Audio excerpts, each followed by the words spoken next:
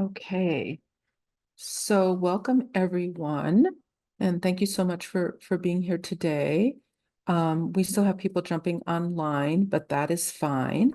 And for all of you, this talk is going to be recorded.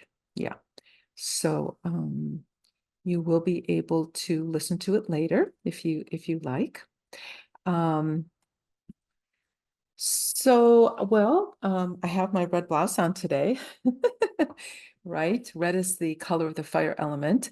And I thought it would be a good idea to celebrate the fire element today.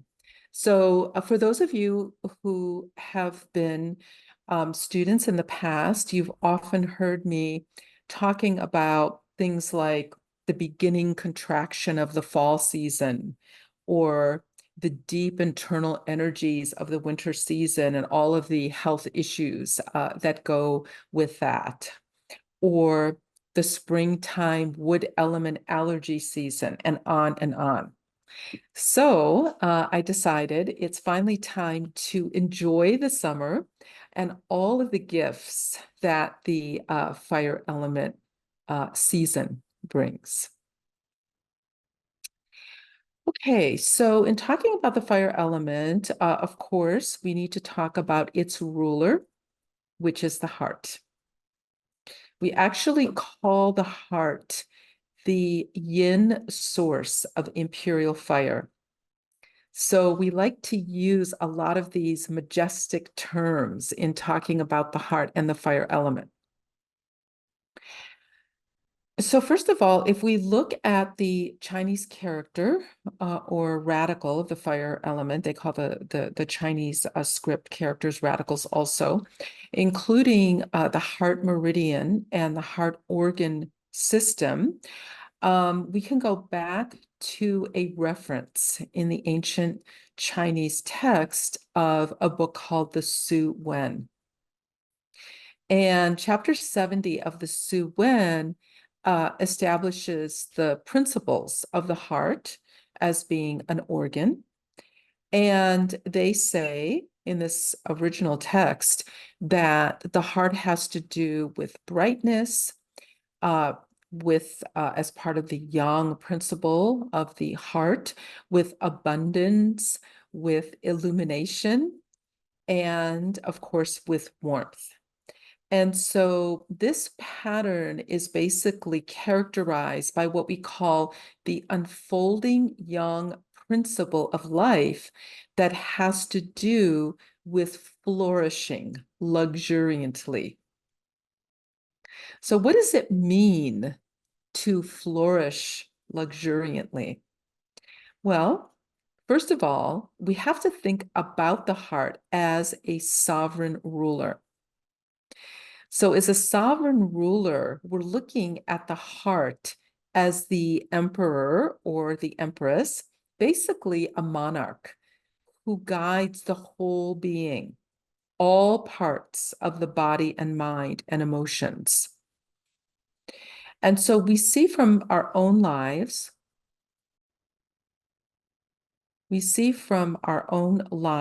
and our experience with, for example, our rulers, the people who are in charge, that if there is a good person in charge, right, there's a good boss, then and here we're talking about this emperor or empress embodying the yang principle.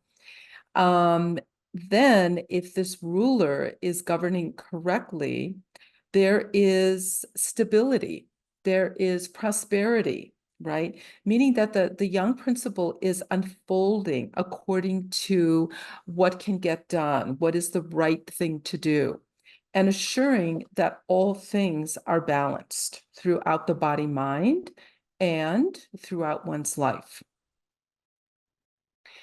So to ensure that things are balanced and taken care of, then the ruler, of course, needs to be in complete communication with all parts of his or her empire. In this case, we can call it the empire of the body mind. So in order to understand what is going on with all the different parts of the body and the mind, we can say that the ruler has to be physically and mentally quick enough to be able to burn through any obstacles or be able to blast through stagnation and to reestablish communication with all the different parts of the body mind. And then through being able to have this kind of lightning quick action, if there is a breakdown or there is some kind of obstruction within the body mind, then the heart, as the ruler, can then illuminate them. It can quickly communicate pure energy, the pure energy of the heart mind, or the Shen as we call it, to all parts of the body. Because in Chinese medicine, we consider the mind to be in the heart. Okay, so we're going to look at the first principle of abundance. Abundance as in luxuriant, okay? So what do we think of when we think of luxuriant? We think of an explosion of flowers, plants in gardens, bursting with abundance, vegetables, all kinds of different kinds of abundant activities that can take place because the power of the fire element is felt most intensely in the summertime. So all that being said, as far as it relates to our health, this is the time to concentrate on rebuilding the energy that has been used up or consumed or depleted over the fall, winter, and spring seasons. I have a great quote here from the ancient text, the Yellow Emperor's Classic of Internal Medicine. In the 3 months of summer, there is an abundance of sunshine and rain. The heavenly energy descends and the earthly energy rises. When these energies merge, there is intercourse between heaven and earth. As a result, plants mature and animals, flowers, and fruit appear abundantly. One may retire somewhat later at this time of year while still arising early. One should refrain from anger and stay physically active. Emotionally, it is important to be happy and easygoing and not to hold grudges so that the energy can flow freely. So these words were written about 4,000 years ago, but they're relevant today. And so with summertime and the concept of abundance, it's a time when we're hopefully enjoying a kind of abundance or expansion within our own health. So this is the time when the spotlight is on the fire element, right?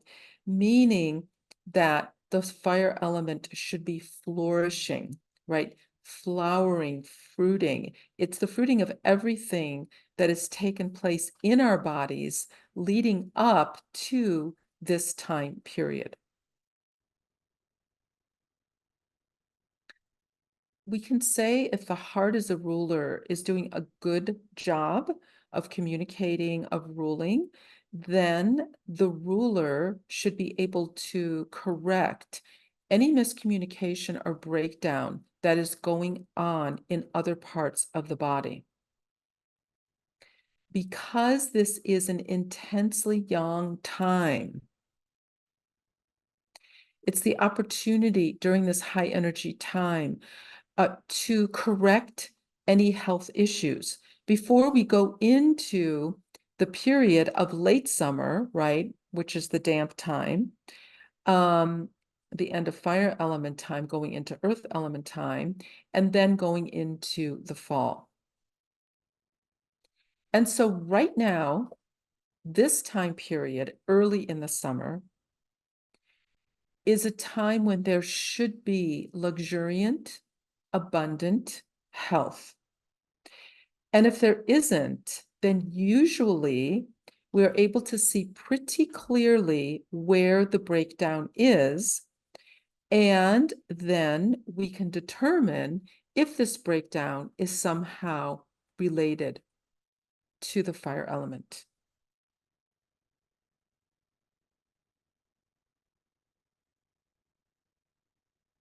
The next thing we're looking at is the concept of balance, or what we call equally balanced.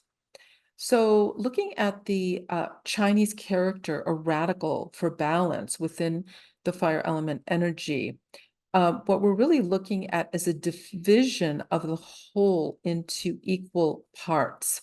So one of the interpretations of the Chinese character depicts a yoke attached in between the horns of two oxen who are walking through the fields.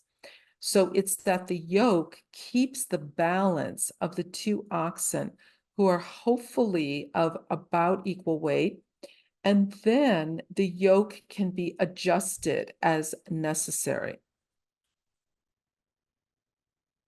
So the idea here is that the heart, as the master of the fire element, is regulating the balance of the whole system, right? The balance of all 5 organ systems and the balance of all 12 meridians. So we can say that the heart as the ruler, the overall ruler, is involved in what we can call the formative processes of all substances which are contained within the body. And so here we're talking about the process of what we call the building of postnatal qi, which rules the transformation of physical substances in the body, right? Including what we call the yin qi of the organ system, the wei qi of the defense system, and then the chen qi, which is the qi that is traveling throughout the meridian system. And so it's all of these qi forms combined with body fluids and also combined with our blood system. And so this process of maintaining balance implies that the heart has a very important role in keeping all of these systems within the body in check. So we know, according to 5-element theory, that there's a whole process involved in how what we call the gu qi, right, and the body fluids interact to form blood in the body. And then from this blood, how postnatal qi is created, right? This is our daily energy. And so what we're saying here in these various interactions of the blood, of the qi, of the body fluids, that the heart has a very important role in making sure that all of these different substances within the body remain in good balance so that the body's able to do its work of keeping the organism of ourselves alive and flourishing.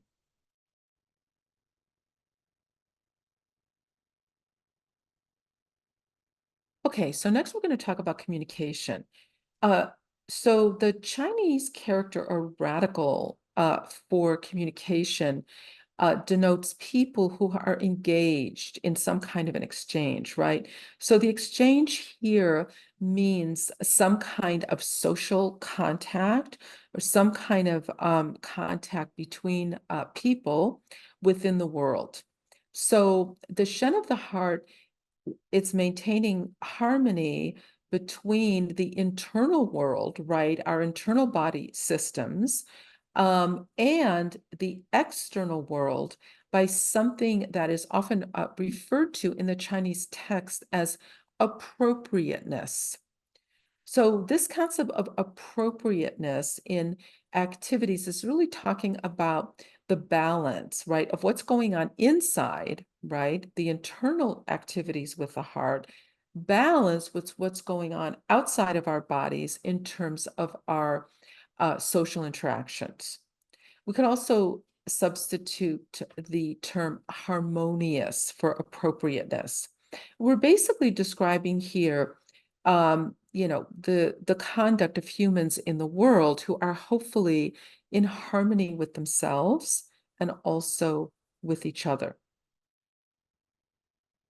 So one of the ways in which communication is considered to be solid within the Shen of the heart is that people are willing to share feelings about themselves, and to be able to communicate openly with others.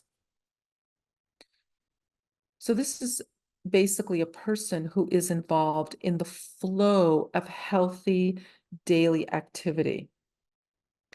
The way this is talked about in the ancient text is that this person is engaged in customs, in rituals, in ceremonies, in good practices of etiquette. So today, this would include things like being comfortable attending funerals, weddings, family gatherings, important events, and also showing up for the events in our daily life. All of these observances that are made in practicing appropriate behavior on a daily basis is a kind of path to engaging the five elements in a healthy way. And this creates a harmonious interchange within the body. And then this harmonious sense can then be shared with others.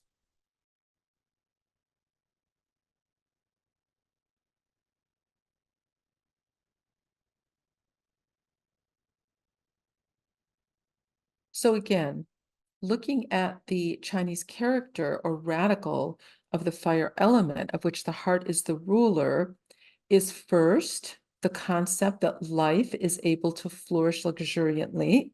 So the heart, as the emperor, wants to see the individual in connection with their world unfolding according to their fullest expression. And in order to realize this full expression, things within the body and the things within the person's life need to be equally balanced. So this is another way of saying that the heart ruler needs to be in communication with all parts of the body mind. When this communication is happening, then we can say that the heart Shen is physically and mentally quick enough to burn through obstacles. And by the way, this whole concept of flourishing luxuriantly in heart yang time and it being a kind of pinnacle of high energy of the year is a very important concept because it determines how we are going to go into the late summer season, into the fall and winter seasons. And this is really beautifully expressed in a chapter of the Su Wen, the classic text that we talked about earlier in chapter 2. And so it says, the 3 months of summer should be comfortable. The chi of heaven and earth communicate, and all things can flower in authenticity. At night, one rests. In the morning, one rises with no dislike for the days, and one has the energy to employ their ambitions without anger, so that all flowerings will succeed. The chi will be able to move out in accordance with the love of the exterior. And so this is the way that corresponds to nourishing the surplus capacity of summer's chi, right? We have the most energy right now. Anything contrary to this principle will injure the energy of the heart so that one will suffer cycles of illness in the autumn, because there will not be enough chi to harvest. And in winter, the illness will be more severe. So in my mind, it's like, okay, if we're going to have health between now and the rest of the year, leading into the whole winter season and even into the next year, we have to correct things now. We have to allow the flourishing energy of the heart to assume its correct place. Okay, so now let's look at the fourth fire element principle of illumination. So the character or radical of illumination implies burning, like a fire inside of a house in the fireplace. And the light of this fire extends then to the areas around the house, like a luminous light. So if we talk about illumination, we're talking about the expression of brightness. We're talking about, a quickness, so that only the most appropriate relationships, the most appropriate things will manifest. And out of this, at some point, the magic of the spirit, right, of the heart Shen will make the necessary alignment between heaven and earth so that heaven's blessings will shine through. So one common way of interpreting this is that through the alignment of the universe and the understanding of the person's conscious awareness, then we can say the individual is fully aligned with both their prenatal and postnatal aspects of their destiny. So we have to remember here that the concept of Shen, the heart ruler, originates from this idea of what we call the heavenly mandate, which then enables the Shen or the spirit to kind of pull down the messages from heaven. The idea here is that the spirit of the celestial bodies are attracted into the heart so that the heart Shen spirit can be further illuminated to then attract more heavenly blessings. So, and I guess one way of evaluating whether this is happening within the Shen of a person is to see if that person's personal agenda is aligned with the universe and is being fulfilled. And if so, there's a kind of spontaneous happiness that results from this sense of fulfilling one's destiny, right? It's an indication of the manifesting of authenticity within that person's life.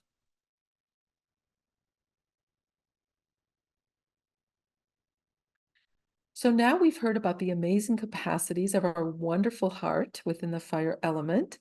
And so it's important to try to take advantage of right now, this particular time of year when fire element season has just begun and everything is very fresh within the 5 element arrangement.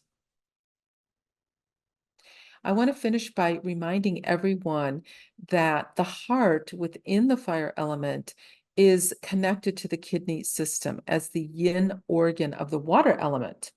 So for more advanced students of Chinese medicine, we know that the water and fire elements are connected in the cosmological sequence, and we know also that they are connected in the 6-stage sequence through what we call the Shaoyin connection. So the kidney aspect of Shaoyin contains what we call the spark of heaven within it as destiny, right? So this is the prenatal spark that is stored within the kidneys. And then this connects with the heart aspect of Shaoyin, which governs the actual expression of destiny throughout our life. According to Chinese medicine, destiny is described as a kind of command of heaven. So the command of heaven, what we came in to do, is stored in the kidneys, right? But the heart is the receiver of the heavenly mandate. So it's this connection between the kidneys and the heart, between water and fire, that helps us to bring this forward into the world. So to have this successful connection between fire and water, we have to make sure that the yang principle is embodied, literally, that there is enough yang qi within the body, within the fire element, which can then connect with the water element in order to be able to see these two elements flourish. According to the Suwen, it basically says that it's very important that both the heart and the kidneys are pervaded with qi, an abundance of qi. And in order to have this, then there has to be this connection that we're talking about between fire and water, the yang qi connection.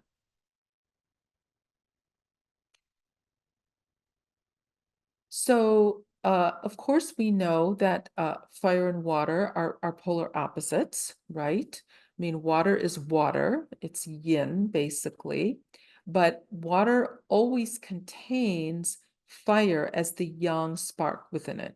And then, of course, the fire element is about fire, our most yang element, but it also contains water as yin essence to be able to balance out the fire of the heart. So these yin and yang aspects are paired, right? We have the yang fire within the water element. Sometimes we call that Mingmen. We have the yin water aspect within the fire element, which is the heart yin, the heart blood. And this helps the heart to be balanced so that it can connect to all the inner parts of the body that we've been talking about, and also to the outside world.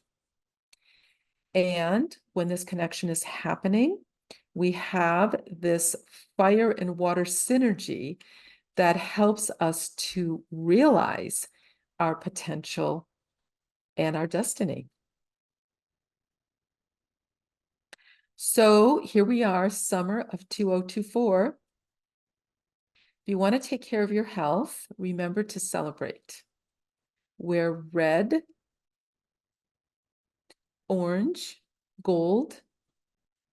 Spend time outside in the sun. Even if the sun is not shining, be outside. Socialize. Go to parties. Go outside to outings. Have fun. Laugh and enjoy being lighthearted. Try to fully embody the yang principle. This will really help your physical, mental, and emotional balance throughout the summer and for the rest of the year.